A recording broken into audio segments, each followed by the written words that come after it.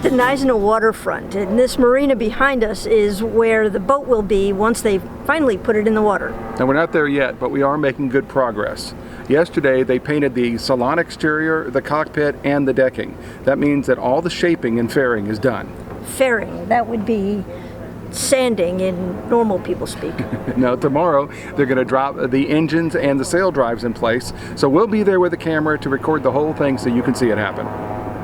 These are the engines that are going to be going into the 550 private island, which is right above us. These are 80 horsepower turbo Yanmar engines. You can see the belts and everything that I'll be constantly making sure that are properly tensioned. There's still one more belt to go on here. Look at the size of this alternator. Anyway, these engines weigh about 550 pounds, and very soon you're going to see them carefully lift them up and lower them in place in the engine rooms, which I'll show you in just a little while.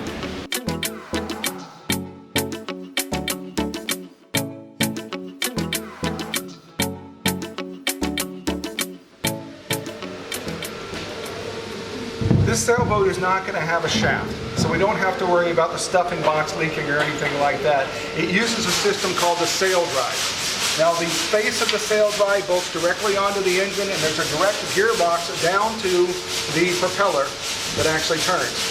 This has already been treated with a product called prop speed, which will keep stuff from growing on here. It's kind of like anti-foul for the shaft.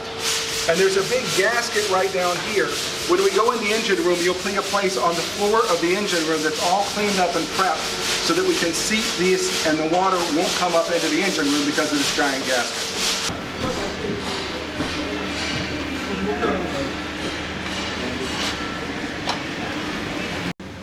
I'm in the engine room. Now you get to the engine room through a hatch in the floor of the cockpit. You can see in this engine room, this cleaned up area right here is where they're going to mount the sail drive. The rubber gasket will seat right here and the drive will stick through. The engine's going to mount on these built up areas, and then of course we clamp the sail drive directly to the engine. There's soundproofing all the way around here to cut down on engine noise. And on this shelf right here, we'll have the dive compressor that we can use to refill scuba dive tanks. On the other side, on the port side engine room, there'll be racks on the wall that we can mount our scuba tanks in.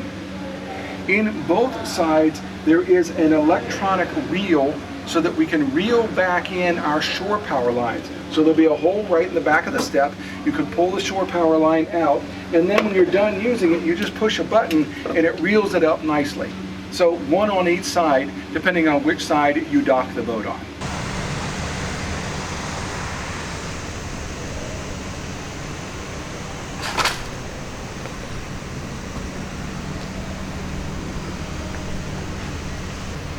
We're making progress. The sail drive's installed. Now this is probably a good time to talk about corrosion. On a sailboat, there's two primary types of corrosion that we need to be worried about. The first one happens to iron products, and what happens then is the iron products get wet and they oxidize, creating ferrous oxide or rust. How do you keep that from happening? You use non-oxidizing products such as copper or brass or stainless steel.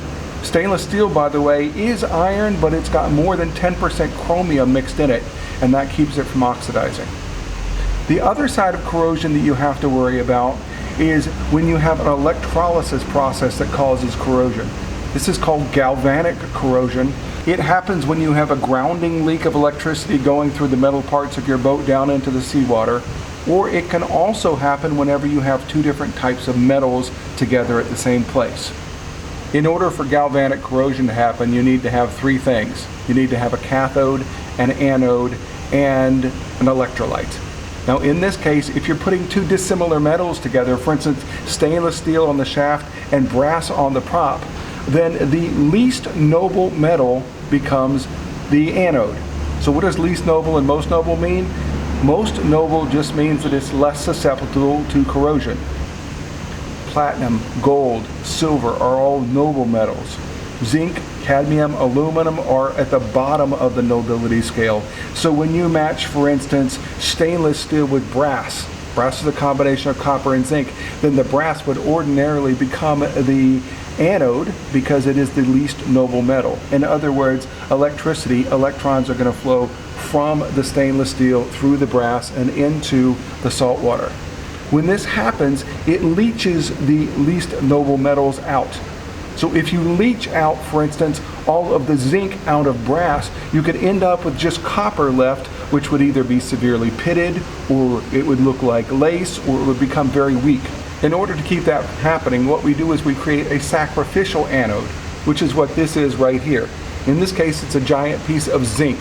It's bolted to the metal parts, and it's the first thing to get leached away. You do this so that it doesn't take the zinc out of the prop, for instance, or out of your brass through-hole fittings and things along those lines. Now these zincs will last for about a year, so in about 9 months I'll come down with my scuba tank on, and I will unscrew these 2 screws, take the halves apart, and pop a new one on there. By using sacrificial anodes, we're keeping all the rest of the metal parts on the boat safe.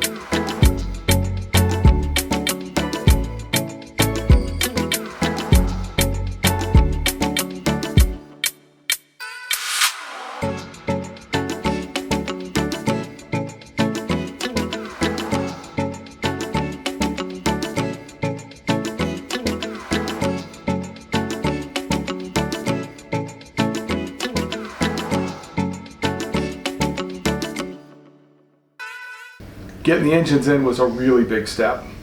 And we're still set to splash the boat towards the end of March, right? I hope so. Crossing our fingers. See you next week.